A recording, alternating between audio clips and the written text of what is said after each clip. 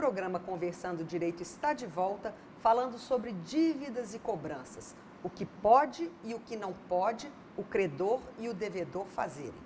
O doutor Fábio estava nos explicando que não é lícito ao credor fazer com que o devedor passe vergonha. A cobrança pode ser feita, mas de maneira educada e discreta, sem dar publicidade. Não é isso, doutor Fábio? Exatamente. Pois é. Agora, doutora Ana Paula, qual que é a diferença entre endividamento e inadimplência? Inadimplência é quando você já não está pagando a sua dívida. Geralmente, o Banco Central e hoje o sistema financeiro, ele vai com 90 dias. Você entra no cadastro, a partir de 90 dias, você é considerado inadimplente. Até para o indicador de inadimplência é isso. Agora, você pode estar endividado, como hoje a maioria da população brasileira está, ela está endividada, com capacidade, mas elas estão pagando as suas dívidas. A diferença é que, no caso de endividamento, você tem a capacidade de honrar aquilo que você contraiu. No caso de inadimplência, você já parou de pagar, não é isso? Você não honra os seus pagamentos na inadimplência, na situação de inadimplência. Endividamento é uma pessoa que comprou um carro, que comprou uma televisão, que comprou uma geladeira, que comprou a sua habitação, mas assim, está pagando as suas parcelas em dias, mensalmente, tudo tranquilo, ela está endividada. Entendi. Mas não quer dizer que ela está inadimplente. E você está endividada e tem a diferença de dívida boa e dívida ruim. Entendi. Entendeu? Entendi. Fala um pouco sobre essa dívida ruim. Dívida boa é quando você está investindo no seu futuro. Você está comprando a sua casa, você está comprando o seu carro, entendeu? Você está mobiliando a sua casa, é uma dívida boa. Agora, quando você começa a pegar empréstimos para começar a pagar essas dívidas, é uma dívida ruim. Cartão de crédito, você está endividado no cartão de crédito, você entrou um pagamento mínimo do cartão de crédito, com uns juros de mais ou menos, em média, de 14,5% ao mês. É impossível você honrar essa dívida. Você ganhando até R$2.000, hoje a maioria da população brasileira ganhando até R$2.900, é impossível você honrar uma dívida dessa. Então, assim, essa é uma dívida ruim. Então, o que você tem que fazer? É procurar um empréstimo, se você não estiver inadimplente ainda, estiver inadimplente, pegar um empréstimo e quitar essa dívida. É para você ter uma dívida do que ter várias. Entendi. Doutor Fábio, fala um pouco sobre essa lista de inadimplentes. Geralmente os bancos hoje, o comércio em geral, eles, após 10 a 15 dias, né, de não pagar aquela parcela, eles já inserem o nome no cadastro de restritivo de crédito, seria SPC, Serasa, etc. Né? Então, assim, você não consegue fazer mais nada depois que você tem o seu nome negativado. Você não consegue empréstimo, você não consegue financiamento, você não consegue comprar com cheque nos locais. Então, as pessoas têm que tomar muito cuidado com esse endividamento. E eu vejo muitas vezes que os próprios bancos são irresponsáveis em relação a esse oferecimento do crédito. Né? A gente já teve lá no escritório casos em que a pessoa ganha R$ 1.500 por mês e o banco financiou um veículo onde a parcela era de R$1.000. Entendi. Então, assim, é óbvio que a pessoa vai pagar 1, 2, 3, 4 parcelas, depois ela não consegue pagar mais. É totalmente inviável. Então, às vezes a pessoa naquele afã de obter bens, de comprar as coisas, acha que vai conseguir pagar, se empolga e o banco aprova, ou a própria loja, né, desses grandes magazines hoje tem essas linhas de crédito, aprovam o crédito, após 3, 4 meses não consegue pagar mais. Seu nome é inserido no cadastro de gestão de crédito e a pessoa depois, enquanto não paga aquela dívida, não consegue fazer mais nada. Pois é, mas por que um banco emprestaria? Há uma intenção, por exemplo, de receber multas, juros, que seriam valores maiores? Por exemplo, no caso do financiamento de um veículo, você financia parcelas de R$1.000, uma pessoa que ganha 1.500. O banco entra com uma ação de busca e apreensão, apreende o veículo, vende num leilão e ainda vai cobrar o restante da dívida daquela pessoa. Entendi. Enquanto a pessoa não paga aquele saldo devedor, ela vai ficar com o nome negativado. Então, ela vai ter que fazer de tudo para poder pagar aquela dívida. Ou seja, ela não terá o carro, ela terá uma dívida e ainda com o nome negativado. Isso. A vantagem, então, foi só para o banco. Exatamente. Então, eles já veem mais ou menos isso. O banco nunca toma prejuízo em relação às coisas. Pois é. E como as pessoas têm que ter consciência disso ao se dirigirem ao banco? É complicado hoje, né?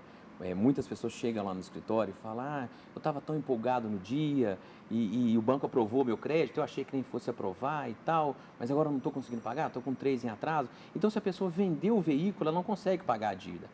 Né? Se ela entregar o veículo para o banco, vai vender no leilão e a dívida não vai ser quitada. Então, ela tem que entender e tem que se conter em relação a isso. Entendi. Essa é a ideia. se conter, fazer aquilo com que realmente caiba no seu bolso. Controlar os impulsos e as Exatamente. emoções e não substituir sentimentos por compras, não é isso, doutora Ana Paula? Isso. É o consumo consciente, é você planejar seus gastos, planejar suas compras, não ir lá e comprar porque está na oferta, Entendi. mas sim ver a necessidade real daquele bem. É verdade. E a gente vê bastante um perfil lá. Ela deve dar uma paradinha e perguntar assim, eu preciso disso? Se ela ficar 5 minutos se questionando se ela precisa daquilo, eu acho que ela, após os 5 minutos, uma boa parte daquilo que ela iria comprar, ela não vai comprar. E um Com detalhe certeza. importante é assim, as pessoas têm que saber qual o custo daquela compra. Por exemplo, um perfil que a gente vê muito lá no escritório, mulheres comprando carro. O carro, além da prestação, tem a manutenção, tem o IPVA, tem o seguro, tem a gasolina, tem um monte de coisa. De repente, as mulheres às vezes não têm noção desses gastos posteriores. Entendi. E começam a se enrolar, porque ela faz o cálculo somente da parcela e esquece do restante. Entendi. Entendeu? E, doutor Fábio, existe um caso que não é incomum. Às vezes a pessoa paga a dívida e o nome dela é negativado. O que ela pode fazer? Isso dá uma boa indenização por danos morais, entendeu?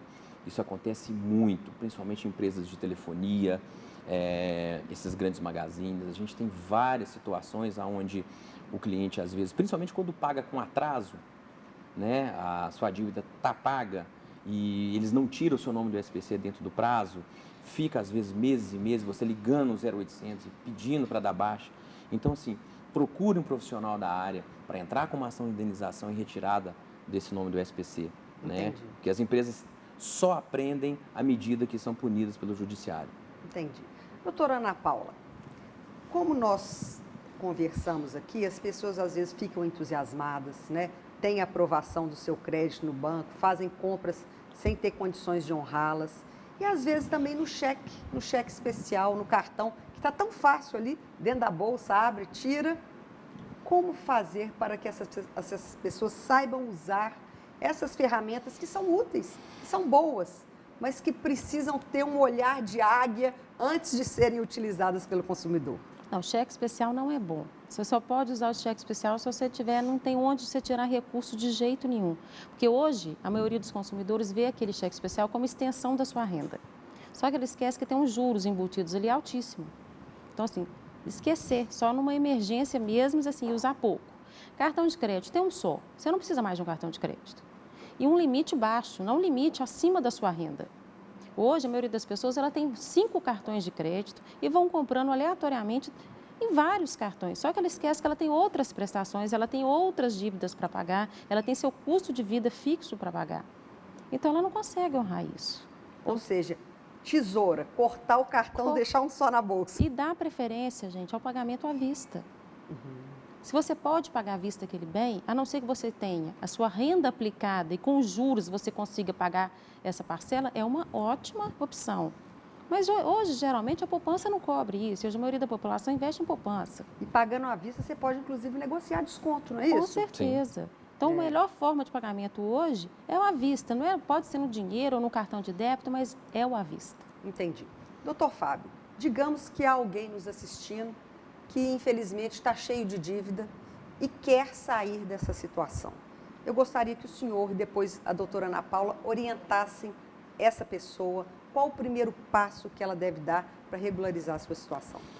No caso de instituição financeira, banco, vá até a instituição financeira, vá até o banco, converse com o gerente, ele vai te explicar o que está acontecendo, ele vai te chegar e te mostrar um valor de uma dívida, às vezes aquilo está altíssimo, peça aquela dívida discriminada, como que vocês chegaram nesse valor, a gente precisa de saber, vocês têm o direito de saber o que está sendo cobrado, qual o valor, como se chegou àquilo. E se ainda vocês não concordarem com aquela situação, não faça o pagamento, não assine uma confissão de dívida, procure um profissional que entenda sobre aquilo, um advogado especialista da área, para ele checar aquele contrato, checar aquela dívida, aquela evolução daquela dívida, né? Se for o caso, entrar com uma ação judicial para poder mostrar para o juiz que aquilo está sendo abusivo. Eu já vi casos lá no escritório onde o cartão de crédito estava cobrando 20% ao mês. Então, sim, é impagável, é totalmente impagável, né? Hoje é ótimo para os aposentados, etc., para os funcionários, porque a taxa de juro é relativamente baixa, mas os empréstimos consignados hoje são uma verdadeira armadilha, os aposentados, somente do INSS, fazem, às vezes, parcelamento de 80, 90 meses e compromete muito da sua dívida, entendeu? E num momento delicado da vida. Exatamente. Né? E, às vezes, utiliza esse empréstimo para emprestar porque o neto precisa, porque o filho precisa. Entendi. E ele mesmo fica desguarnecido. Então, procure um profissional para ele poder analisar aquilo tudo e, se for o caso, ajuizar uma ação para resolver aquele problema. Entendi. E a senhora, doutora Ana Paula? Qual a sua sugestão? Primeiro, evitar endividar. Agora, se você estiver muito endividado, primeiro você tem que ver onde você está devendo. Porque em muitos casos as pessoas conhecem, mas tem muitos casos que elas não conhecem. Então, elas têm que pedir um extrato da dívida dela no SPC, para ver onde ela está devendo. Pegar as dívidas menores, se você tiver condição de pagar as dívidas menores e não tiver condição de pagar essas dívidas maiores, paga as dívidas pequenas, procura um empresário, tenta negociar. Agora, se tiver uma dívida e uma dívida grande, por exemplo, cartão de crédito, banco e outro, dê preferência a essa dívida de cartão de crédito, porque os juros são muito altos. Então, tente negociar a um juros menor, se não, ou procure mesmo uma ajuda jurídica mesmo para tentar negociar essa dívida, porque é impagável. O que ele falou, 20% ao mês é impagável. É possível negociar, porque às vezes a pessoa nem vai, porque fala assim, gente, eu estou sem recurso algum e eles não vão abrir mão de nada. Quer dizer, é possível essa negociação, uma redução? Sim.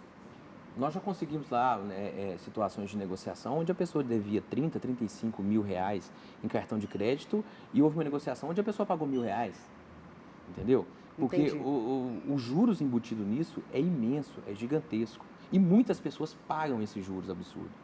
Então, assim, quando você discute um pouco aquela situação com a operadora do cartão de crédito ou até mesmo na justiça, né, você consegue uma redução interessante daquilo, principalmente dos juros e da multa cobrada. Eu acho que nós estamos num momento no Brasil que as pessoas estão mais aptas a compreenderem melhor esse planejamento econômico, não é? Sim, elas estão mais atentas. Hoje elas estão mais atentas até em palavras econômicas, na economia. Elas já estão mais prestando atenção no que é uma inflação, qual que é o poder da inflação tem na renda delas, o que é uma taxa de juros altos está causando no bolso delas. Então, hoje as pessoas têm maior conhecimento disso do que no passado, mas ainda não utilizam dos mecanismos necessários para consumir. Principalmente essa classe que ascendeu o CIDE. Mas eu acredito que é o seguinte, com essa maior escolarização, as pessoas esse consumo melhora. Vai melhorar. Pois é, eu agradeço a participação dos senhores, foi muito proveitosa. Obrigada a você. Obrigado. O programa Conversando Direito espera então que você se planeje para os seus gastos e, se tiver qualquer dívida, coloque no papel e vá negociar, porque você vai conseguir a redução. Um grande abraço a todos, até o próximo programa Conversando Direito.